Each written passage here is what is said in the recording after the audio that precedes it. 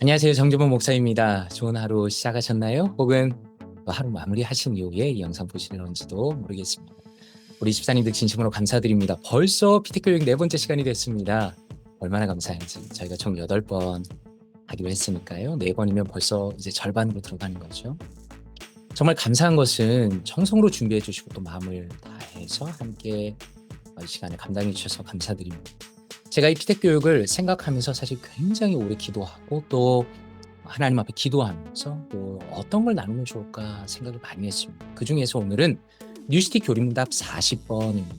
기도에 대한 내용인데 왜 이것을 제가 골랐는가라는 걸 먼저 말씀드리면 좋겠습니다. 그것은 목사도 마찬가지고 교회 직분을 받으시는 분들을 보면 점점 조금씩 물론 이제 사람이 변할 수밖에 없지만 어떻게 조금 안 좋게 변하는 경우가 어떤 경우나 하면 행정이라고 생각한다는 것. 교회를 섬기는 것이 어떤 일을 계획하고 어떤 일을 하는 것, 그것이 교회의 직분자의 역할이라고 생각하는 경우가 종종 있습니다. 그런데 사실은 저희가 섬긴다는 것은 기도로 섬기는 겁니다. 만약에 우리가 행정적인 것, 어떤 일을 계획하고 하는 것만 생각한다면 사실 교회랑 사회가 무슨 차이가 있겠습니까? 그런데 하나님께서 우리에게 직분을 맡기신 것은 영적인 공동체인 교회를 섬기도록 하시기 위한 것이고, 그리고 교회를 섬기면서 기도하면서 섬기도록 하신 겁니다. 기도를 하면 사랑할 수밖에 없겠죠. 아무래도 우리가 기도 제목을 적어놓고 누군가를 위해서 기도하면 또 교회를 위해서 기도하다 보면 교회를 사랑할 수밖에 없는 겁니다. 그러므로 우리가 쭉 지금까지 봤던 것처럼 우리의 마음에 대한 변화, 마음으로 섬기는 직분자, 마음으로 섬기는 목회자가 되기 위해서는 기도라는 것이 반드시 존재해야 합니다. 그러면서 한번 내용을 들어가 보겠습니다.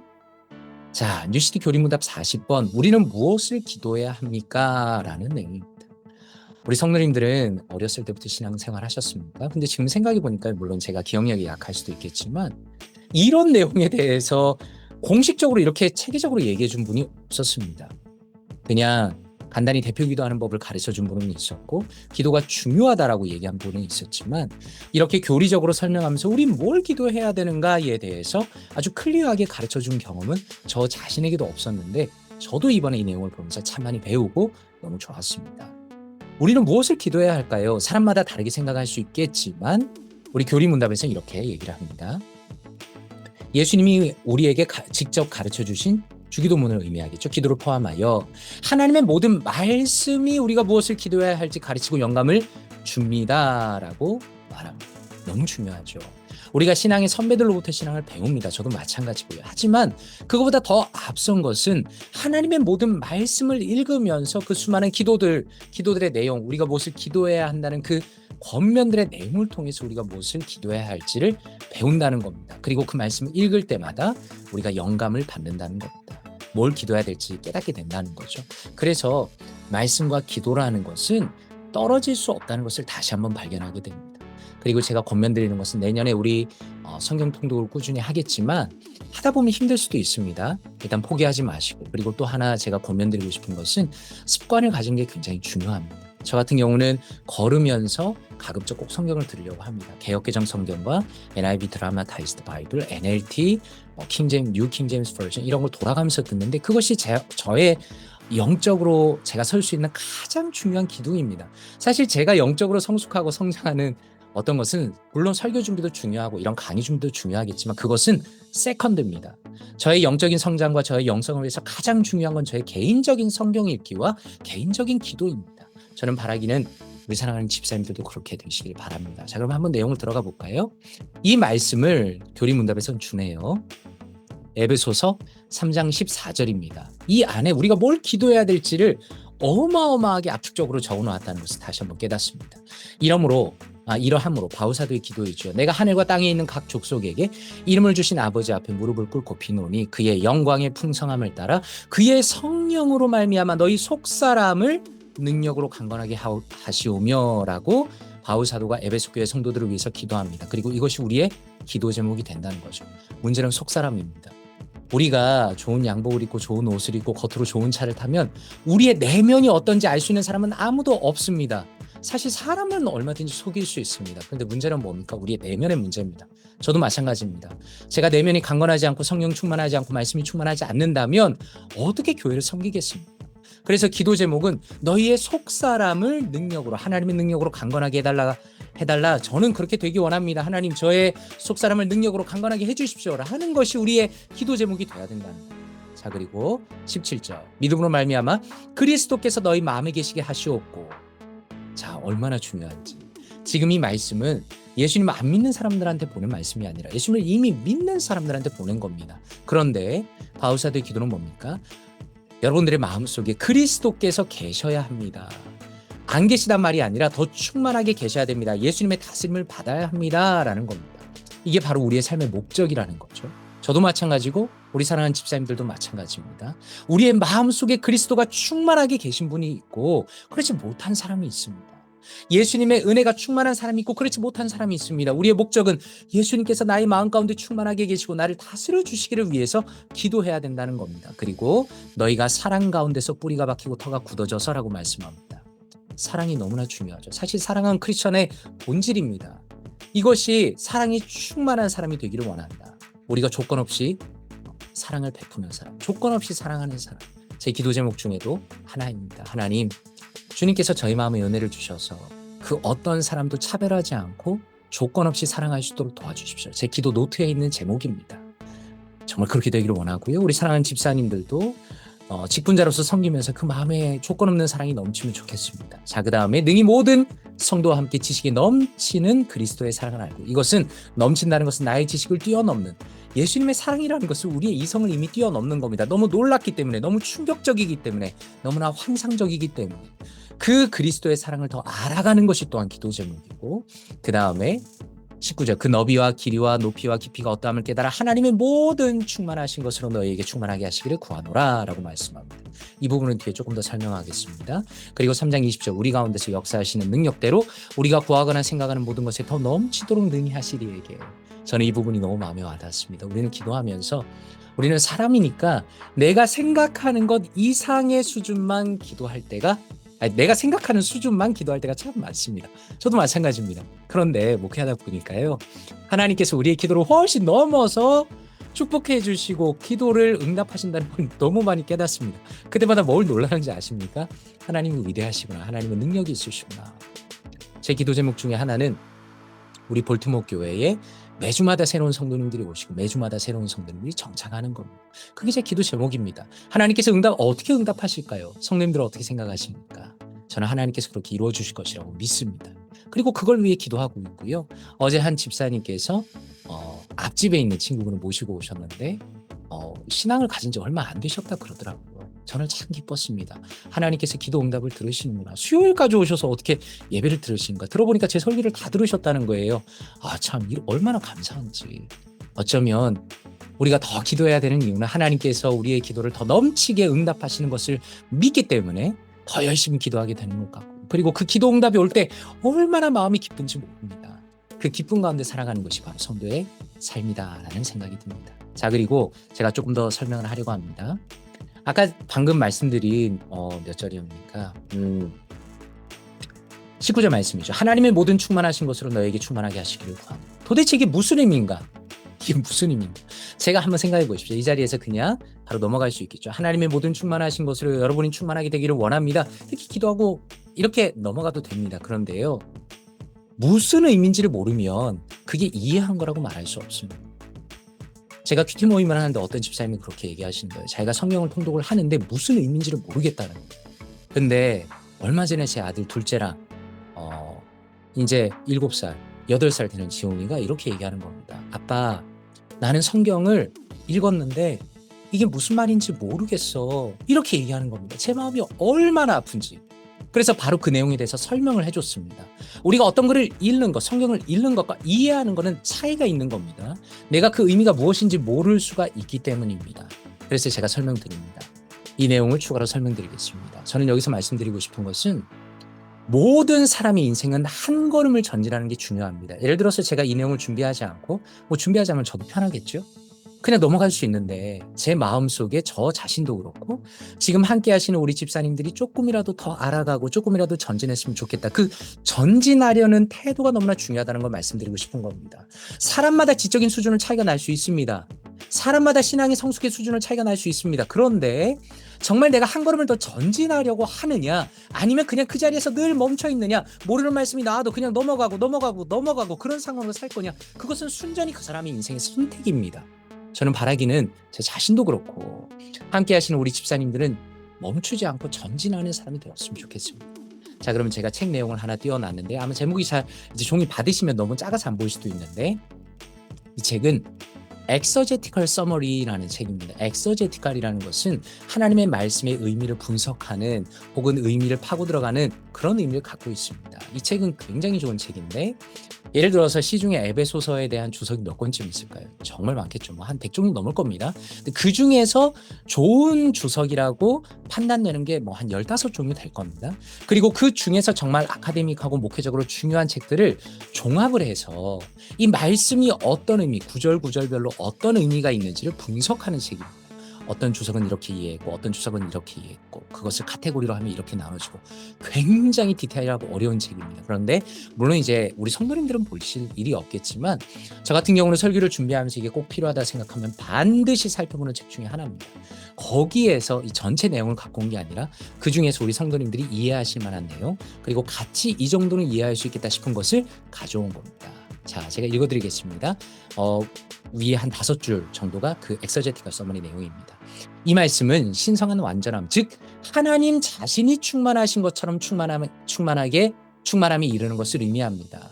그리고 구체적으로 설명합니다. 이 말씀은 하나님의 지혜와 사랑으로 충만해지되 각자 자신의 능력에 따라 최대한으로 충만해지는 것을 나타냅니다.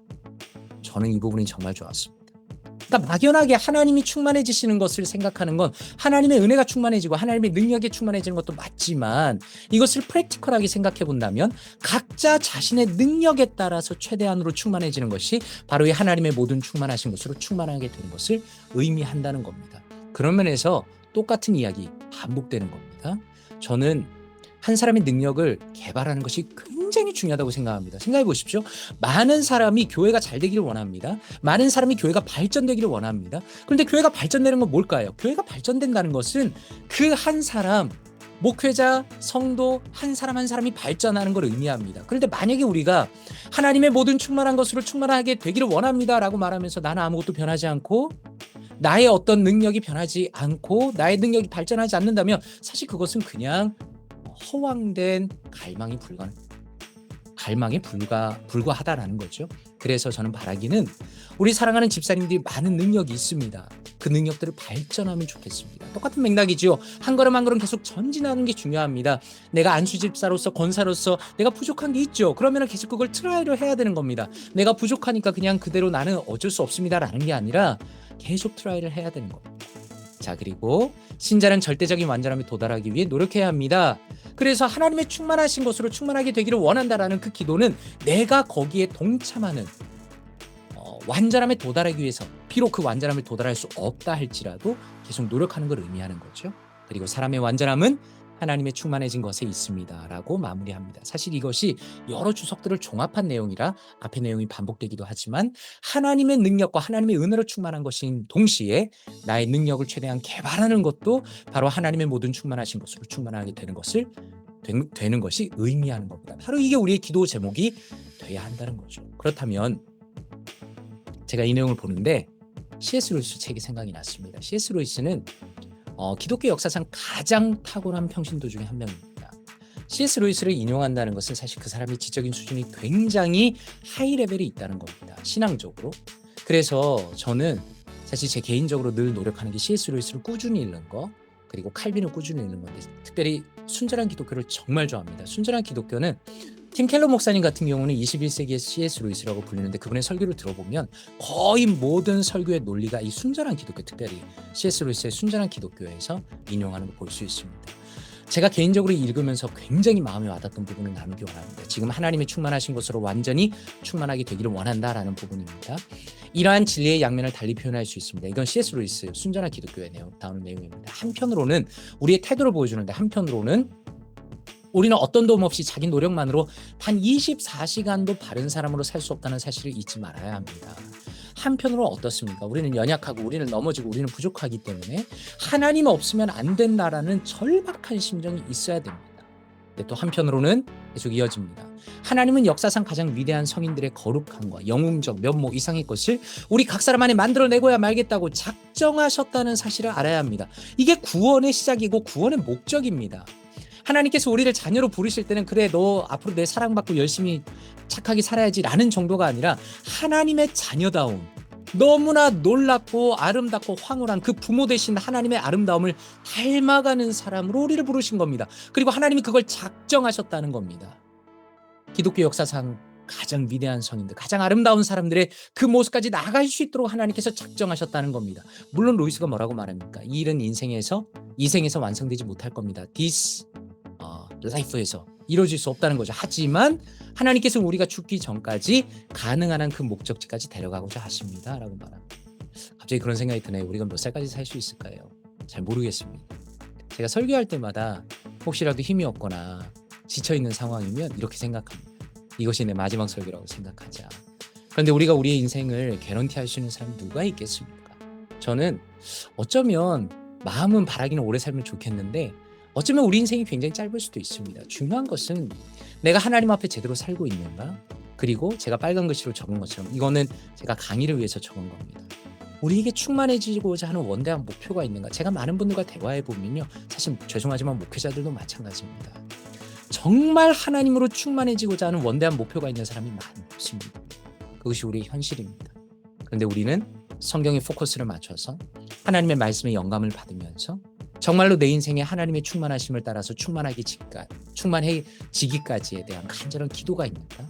그리고 겸손한 마음이 있는가? 그리고 치열한 순종이 있는가? 라고 여쭤보고 싶은 겁니다. 그리고 그것을 위해서 우리가 함께 나간다면 우리 볼티모어 교회가 참 아름다운 교회가 되리라 생각합니다. 자, 그러면 해설입니다.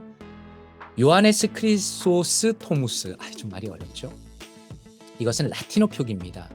존 크리소스톰이라는 것이 보통 영어식 표기고요. 요하네스 크리소스토무스라는 것은 라틴 표기인데 이제 라틴어로 표기하면은 아카데믹한 필드이든 혹은 평신도이든 그 사람의 이름을 정확하게 알 수가 있습니다. 그래서 헷갈리지 않기 때문에 요하네스 크리소스토무스 이렇게 쓰는 거고 보통 책 같은 데 보면 이제 영어식 표기로 존 크리소스톰 이렇게 써 있습니다. 이 사람 누구냐? 옛날 사람이겠죠. 처음에 이제 뉴시티 교리문답이 옛날 분과 최근 분을 이렇게 두 개로 나눠서 한다고 했으니까요. 콘스탄티노폴리스의 대주교입니다. 그때 말씀드렸죠. 제가 초대교회에 5가지 교구가 있었다. 그러니까 큰 에어리어가 있었는데 그 중에서 콘스탄티노폴리스는 라틴어 표기입니다. 콘스탄티노폴의 대주교입니다. 이분은 대설교가입니다. 유창한 그분의 설교 때문에 크리소스톰이라는 것이 황금의 입이라는 뜻입니다. 대단하죠. 그런 별명을 얻은 분입니다. 그런데 이분이 이 기도에 대해서 어떻게 말씀하는가 한번 보겠습니다. 성경 말씀과 말씀의 도움으로 얻어낼 수 있는 유익이 어찌나 큰지 모든 필요를 충족하기에 충분하다. 그리고 로마서 15장 4절 무엇이든지 전에 기록된 바는 우리의 교훈을 위하여 기록된 것이니 우리로 하여금 인내로 또는 성경의 위로로 소망을 가지게 함이라 라고 말씀합니다. 그래서 지금 여기서 우리가 알 수 있는 것은 이 크리소스톰은 기도를 생각할 때 하나님의 말씀으로부터 우리가 배울 수 있다는 겁니다. 무엇을 기도해야 하는지. 그래서 하나님의 말씀은 온갖 치료책이 담긴 참으로 귀중한 보고다. 따라서 누군가가 무분별한 교만함을 내려놓든지 욕정의 불을 끄든지 부유함을 사랑하는 마음을 밟아 뭉개든지 고통을 경시하든지 좋은 기분을 내든지 인내심을 품어야 하든지 해야 한다면 성경 말씀에서 그 수단을 풍부하게 찾을 수 있다라고 말합니다.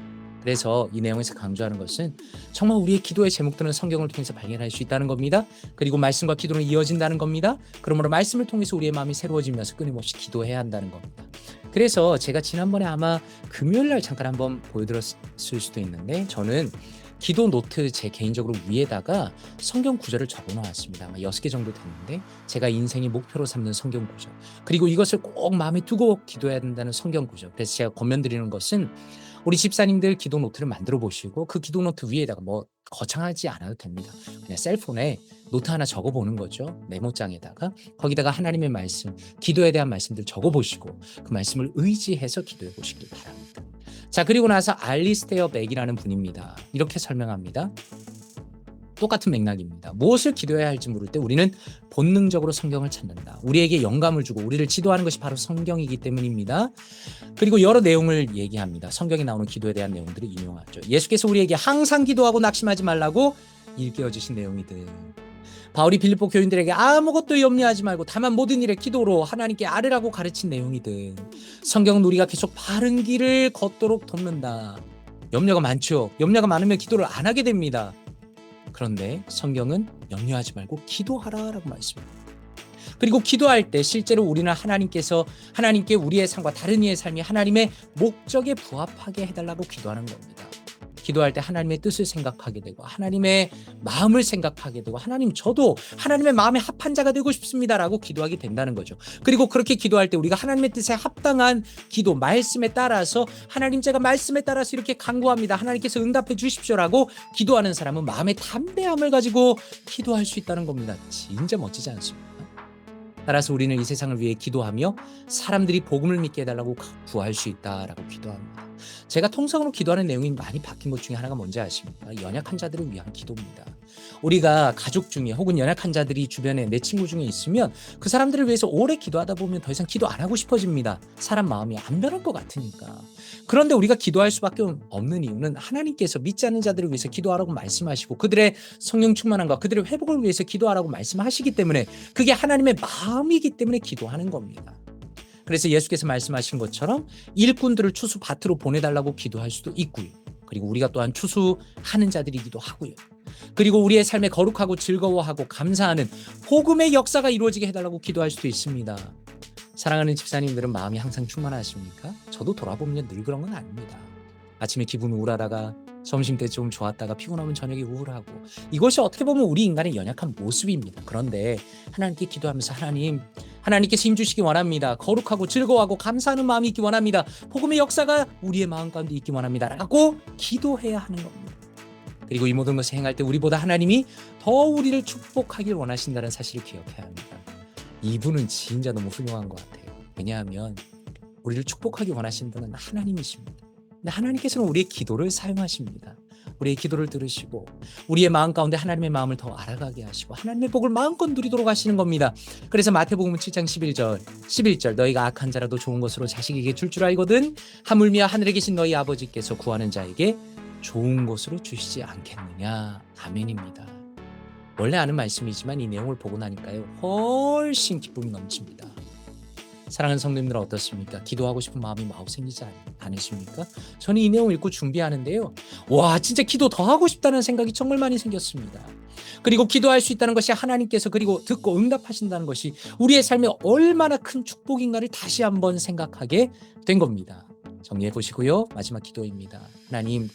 하나님의 살아있는 말씀으로 우리의 소망과 기도를 빚어주십시오. 우리 계속했던 내용이죠. 불가능해 보이는 일들을 위해 기도하게 해주십시오.